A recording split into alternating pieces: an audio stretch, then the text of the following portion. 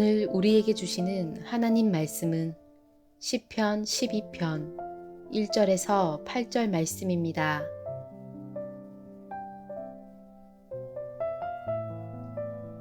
여호와여 도우소서. 경건한 자가 끊어지며 충실한 자들이 인생 중에 없어지나이다. 그들이 이웃에게 각기 거짓을 말하며 아첨하는 입술과 두 마음으로 말하는도다.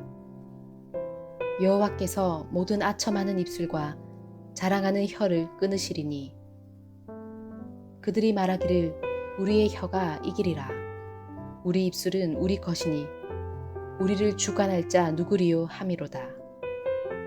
여호와의 말씀에 가련한 자들의 눌림과 궁핍한 자들의 탄식으로 말미암아 내가 이제 일어나 그를 그가 원하는 안전한 지대에 두리라 하시도다. 여호와의 말씀은 순결하며 흙 도간 위에 7번 단련한 은 같도다. 여호와여 그들을 지키사 이 세대로부터 영원까지 보존하시리이다. 비열함이 인생 중에 높임을 받는 때에 악인들이 곳곳에서 날뛰는도다.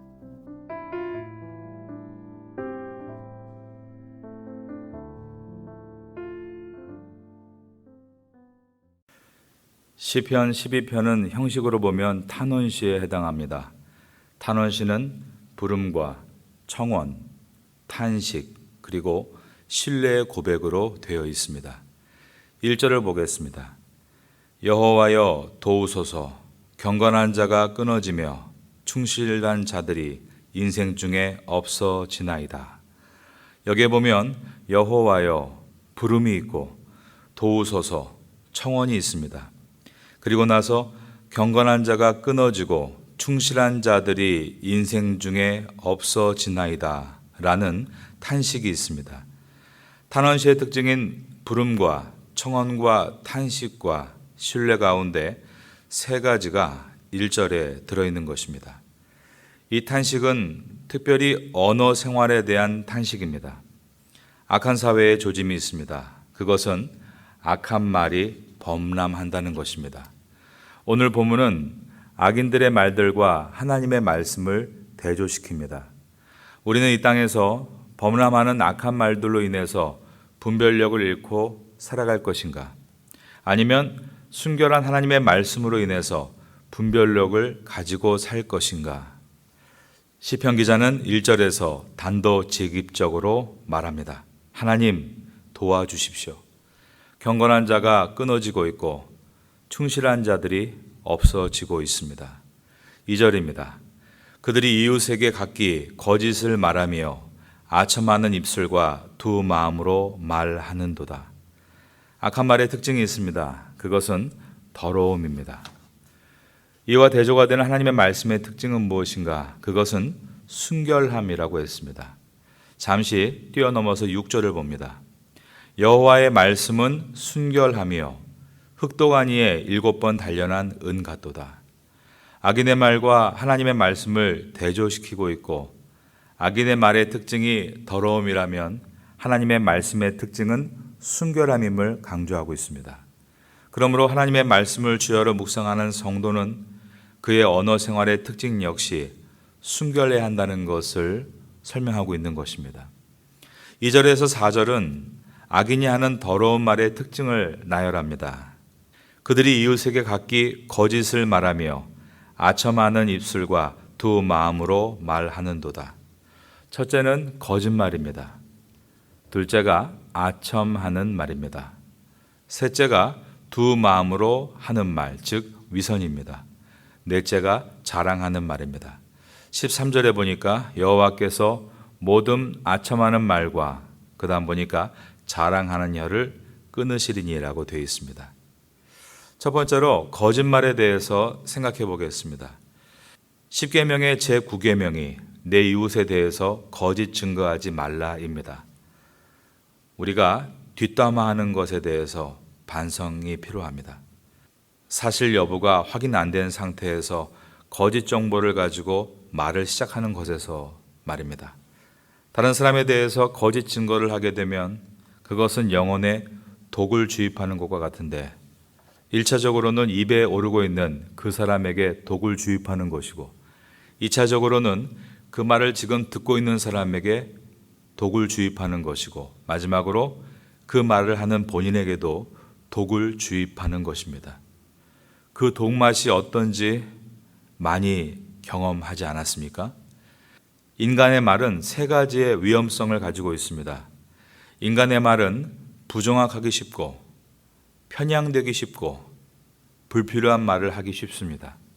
여러분과 제 언어에도 빈번하게 발생하고 있는 위험이라고 생각합니다.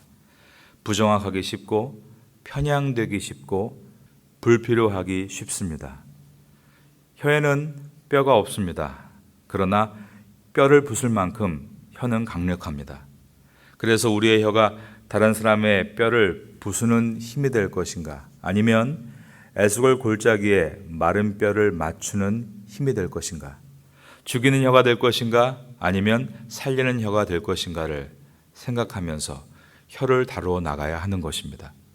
그리고 한 가지를 더 말씀드리면 진실을 말해야 할 때 침묵하는 것 또한 거짓말임을 성경은 말씀합니다. 레위기 5장 1절을 읽어드립니다.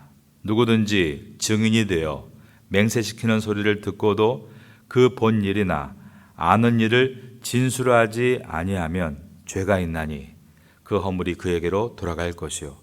진실을 말하지 않는 것도 죄가 된다는 것입니다. 왜냐하면 내가 침묵함으로 인해서 다른 사람이 위험에 빠지고 억울한 일을 당할 수 있기 때문입니다. 두 번째, 아첨하는 말입니다. 아첨은 남의 환심을 사서 이익을 얻으려고 하는 거짓말입니다. 잠언 29장 5절을 보면 이웃에게 아첨하는 것은 그의 발 앞에 그물을 치는 것이니라 라고 되어 있습니다. 초대교회 시대 때 거짓 교사들이 있었습니다. 성경은 그들의 특징이 아첨하는 말이었다고 했습니다. 로마서 16장 18절에 보면 이 같은 자들은 우리 주 그리스도를 섬기지 아니하고 다만 자기들의 배만 섬기나니 교만한 말과 그 다음 보면 아첨하는 말로 순진한 자들의 마음을 미혹하느니라 라고 되어 있습니다. 유다서 16절에도 이 사람들은 원망하는 자며 불만을 토하는 자며 그 정욕대로 행하는 자라 그 입으로 자랑하는 말을 하며 이익을 위하여 아첨하느니라 라고 되어 있습니다. 안중근 의사가 남긴 글귀 중에 비니무첨 부이무교라는 말이 있습니다. 이 뜻은 가난하다고 아첨하지 않고 부유하다고 교만하지 않는다라는 뜻입니다. 가난해도 아첨하지 않는다. 이것이 선비의 태도라면 우리 그리스도인의 태도는 얼마나 더 그리해야 되겠습니까? 셋째는 두 마음으로 하는 말, 즉 위선입니다. 두 마음을 품은 자의 반대말은 뭘까요? 한 마음을 품은 자이죠. 영어로 위선자가 히포크라이트입니다. 헬라어 휘포크리시스라는 단어에서 나왔습니다. 위선, 성경에서 외식으로도 번역되는데요. 초대교회 당시에 로마의 야외극장에서 배우들이 가면을 쓰고 연극을 할 때 말은 무대 뒤에서 성우가 대신했다고 합니다. 이러한 모습을 휘포크리시스라고 합니다. 그러므로 두 마음, 위선에서 돌이켜서 한 마음을 품는다는 것은 가면을 벗는다는 뜻입니다. 오늘 시편의 표제를 보면 다윗의 시 인도자를 따라 8째 줄에 맞춘 노래라고 되어 있습니다. 다윗은 가면을 벗은 경험을 한 사람입니다. 바로 바세바 사건입니다. 간통에, 거짓에, 살인교사까지 그는 위선의 가면을 계속 덧붙이고 살고 있었습니다. 그리고 그 죄는 엄청난 비극으로 나타났는데 그것은 그가 가난해졌거나 직위를 잃은 것이 아니었습니다. 하나님과 소통할 수 없는 비극이었고 더 이상 찬양할 수 없는 비극이었습니다. 그가 위선자로 사는 동안은 시편에 단 한 편의 시도 실리지 않았습니다. 그가 위선의 가면을 벗지 않았다면 그의 운명은 사울과 같이 됐을 것입니다. 그러나 그가 위선의 가면을 벗고 정직하게 말했을 때 그 파장은 엄청났지만 결국에 그는 회복되었고 다윗으로 남을 수 있었습니다. 위기를 모면하려고 두 마음을 품고 위선의 말을 하는 것이 아니라 위기가 위대한 기회가 되어 돌아올 수 있도록 한 마음을 품고 정직을 말할 수 있는 우리가 되면 좋겠습니다. 넷째는 자랑하는 말입니다. 오늘 시편은 세상적 자랑에 대한 경고의 말씀입니다. 그리고 하나님만을 자랑해야 한다는 권면의 말씀도 포함되어 있습니다. 세상적 자랑에 빠지지 말아라. 시편 97편 7절을 읽어드립니다. 허무한 것으로 자랑하는 자는 다 수치를 당할 것이라. 허무한 것을 자랑하지 않게 되기를 바라겠습니다. 고린도전서 1장 29절에서 31절에는 이는 아무 육체라도 하나님 앞에서 자랑하지 못하게 하려 하심이라. 너희는 하나님께로부터 나서 예수 그리스도 안에 있고 예수는 하나님께로부터 나와서 우리에게 지혜와 의로움과 거룩함과 구속이 되셨으니 기록된 바 자랑하는 자는 그 다음 보니까 주 안에서 자랑하라 함과 같이 하려 함이라 라고 되어 있습니다. 성경은 하나님만을 자랑하라가 약 100회 가깝게 등장합니다. 우리가 자랑해야 할 것은 오직 예수님의 십자가 뿐인 것입니다. 시편 12편 5절입니다. 여호와의 말씀에 가련한 자들의 눌림과 궁핍한 자들의 탄식으로 말미암아 내가 이제 일어나 그를 그가 원하는 안전한 지대에 두리라 하시도다. 악은 결국은 망하고 의는 반드시 승리한다 라는 말씀입니다. 가련한 자들의 눌림과 궁핍한 자들의 탄식을 가장 잘 보여준 것이 출애굽기서입니다. 출애굽기 2장 23절에 보면 이스라엘 자손이 고된 노동으로 말미암아 탄식하며 부르짖으니 그 고된 노동으로 말미암아 부르짖는 소리가 하나님께 상달된지라 라고 되어 있습니다. 그러므로 의인은 악인의 꾀를 쫓지 않고 여호와의 말씀을 주야로 붙듭니다. 악인의 말이 거짓말과 아첨하는 말과 위선의 말과 자랑하는 말이라면 하나님의 말씀은 순결한 말씀입니다. 6절입니다. 여호와의 말씀은 순결하며 흑도가니에 7번 단련한 은 같도다. 정죄하고 정련을 해도 불순물이 나오지 않는 은과 같은 것이 하나님의 말씀입니다. 흑도가니에 7번 단련한 은과 같은 하나님의 말씀이 우리에게 약속하는 것은 무엇인가? 방금 읽었던 5절 하반절에 내가 이제 일어나 그를 그가 원하는 안전한 지대에 두리라. 흑도관이 7번 단련한 은과 같은 순결한 여호와의 말씀은 우리들을 안전한 지대에 두겠다라고 약속하셨습니다. 이어서 7절입니다. 여호와여 그들을 지키사 이 세대로부터 영원까지 보존하시리이다. 하나님께서 은과 같이 순결한 말씀으로 약속하신 것을 시편 기자가 다시 반복하고 있는데 그것은 바로 하나님께서 영원까지 보존하시겠다는 약속이었습니다. 여러분, 물론 세상은 결코 만만하지 않습니다. 마지막 절 8절입니다. 비열함이 인생 중에 높임을 받는 때에 악인들이 곳곳에서 날뛰는도다. 악인들이 곳곳에서 날뛴다. 이것이 현실입니다.